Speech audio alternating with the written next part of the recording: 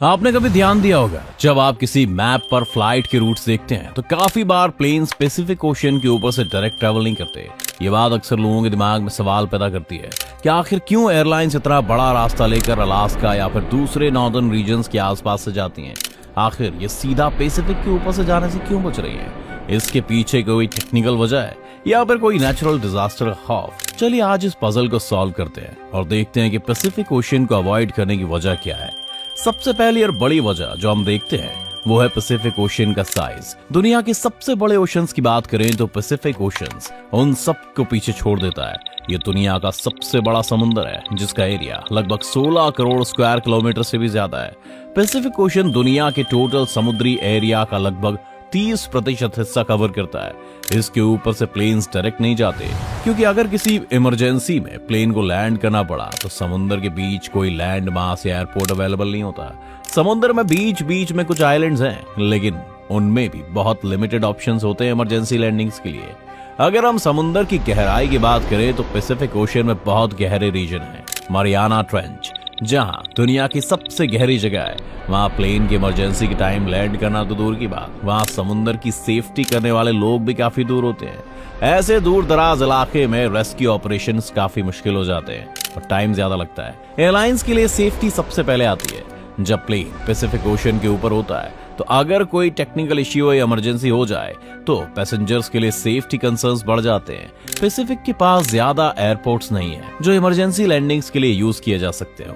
अगर प्लेन को अचानक से लैंड करने की जरूरत पड़ गई तो लैंड करने का कोई सिक्योर ऑप्शन पैसिफिक के बड़े समुद्र में नहीं मिलता। अलास्का के आसपास का रूट इसलिए बहुत ज्यादा प्रेफर किया जाता है क्योंकि वहां कुछ एयरपोर्ट्स अवेलेबल होते हैं जो एक्सट्रीम कंडीशंस में भी प्लेन को लैंड करने का ऑप्शन देते हैं। अगर पैसिफिक ओशन के ऊपर कोई मैकेनिकल फेलियर या हेल्थ इमरजेंसी हो जाए तो समुद्र के बीच से रेस्क्यू ऑपरेशन शुरू करना बहुत चैलेंजिंग हो सकता है।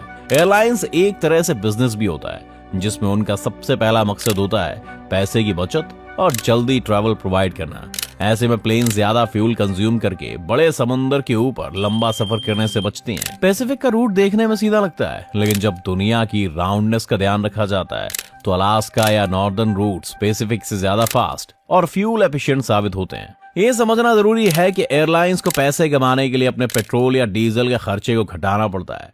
प्लेन्स हमेशा ऐसे रूट्स का चुनाव करते हैं जहां से उनका डिस्टेंस भी कम हो और टाइम भी सेव हो। पैसिफिक के ऊपर से सीधा रूट जितना लगता है उतना एफिशिएंट नहीं होता और ज्यादा पेट्रोल या डीजल की खपत भी होती है। अगर आप दुनिया को एक फ्लैट मैप पर देखते हैं तो आपको हर रूट सीधा दिखाई देता है लेकिन एक्चुअल में जब हम दुनिया के ग्लोब को देखें तो ऐसा रूट जो फ्लैट मैप पर कर्व लगते हैं वो असलियत में शॉर्टेस्ट रूट्स होते हैं। दुनिया गोल है और जब प्लेन्स एक जगह से दूसरी जगह पर जाने के लिए ग्लोब पर ट्रैवल करते हैं तो वो जमीन की कर्वेचर के हिसाब से अपने रूट्स डिजाइन करते हैं। इसीलिए जब फ्लाइट्स लॉस एंजलिस से टोक्यो जाती है तो वो सीधे पैसिफिक के ऊपर से नहीं जाती, वो अलास्का और नॉर्दर्न रीजन से थोड़ा घूम कर जाती है क्योंकि ये रास्ता उनके लिए ज्यादा ईंधन खर्च कम करने वाला और समय बचाने वाला होता है। इसे ग्रेट सर्कल रूट कहते हैं जो हवाई जहाजों को दुनिया के आकार को ध्यान में रखकर तैयार किया जाता है। जेट स्ट्रीम्स एक और इम्पोर्टेंट फैक्टर है जो प्लेन्स के रूट्स को पैसिफिक ओशन के ऊपर से डायरेक्ट नहीं जाने देते।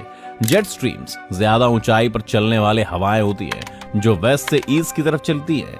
ये हवाएं इतनी ताकतवर होती हैं कि ये प्लेन्स को आगे बढ़ने में मदद करती हैं जिससे उनका सफर का समय कम हो जाता है। एयरलाइंस जेट स्ट्रीम का इस्तेमाल करके अपने रूट्स को और भी बेहतर बनाती है। अगर प्लेन्स पैसिफिक के ऊपर ट्रैवल करते तो वो जेट स्ट्रीम्स का फायदा नहीं उठा पाते। इस वजह से भी नॉर्दर्न रूट्स ज्यादा प्रेफर्ड होते हैं जहां जेट स्ट्रीम्स का फुल यूज किया जा सके और फ्यूल और टाइम बचाया जा सके।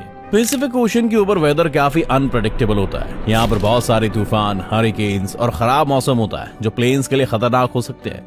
जब एयरप्लेन्स अपनी फ्लाइट शेड्यूल करती है तो वो वेदर कंडीशंस का भी ध्यान रखती है। पैसिफिक के ऊपर वेदर काफी अनप्रेडिक्टेबल होता है और ऐसे एरियाज में प्लेन्स को ले जाने से उनके लिए खतरा बढ़ जाता है। अलास्का या दूसरे नॉर्दर्न रूट्स कंपैरेटिवली ज्यादा स्टेबल और प्रेडिक्टेबल होते हैं, इसलिए एयरलाइंस अपने प्लेन्स को उन जगहों से भी उतारती हैं जहां मौसम काफी अच्छा होता है। पैसिफिक के ऊपर फ्लाइट सीधा नहीं जाने की एक और वजह है इकोनॉमिक फायदा। एयरलाइंस का मेन मकसद होता है कम खर्चा करना और प्रॉफिट बढ़ाना। जब वो अलास्का के आसपास से अपने फ्लाइट को डायरेक्ट करती है तो उनका वक्त और फ्यूल दोनों बचता है। ये रास्ते एयरलाइंस के लिए ज्यादा सस्ते हैं जो उन्हें अपनी प्राइसिंग में भी कंपैटिटिव बनाते हैं। अगर एयरलाइंस को ज्यादा लंबा रूट लेना पड़ता तो पैसेंजर्स को भी ज्यादा पे करना पड़ता। अलास्का का रूट पैसिफिक के ऊपर से ज्यादा सस्ता और एफिशिएंट है, इसलिए वो प्रेफर होता है।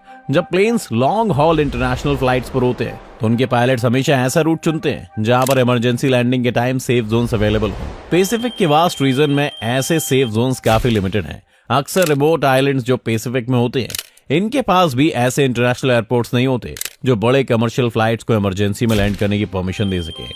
अलास्का का इलाका पैसिफिक के मुकाबले में ज्यादा आसान है और यहाँ कुछ अच्छे एयरपोर्ट्स हैं जहां इमरजेंसी लैंडिंग की जा सकती है। एयरप्लेन्स अपने रास्ते इन सेफ जोन्स को देखते हुए तय करते हैं। अलास्का का रूट कल्चरल और हिस्टोरिकल एरियाज के लिहाज से भी काफी दिलचस्प है।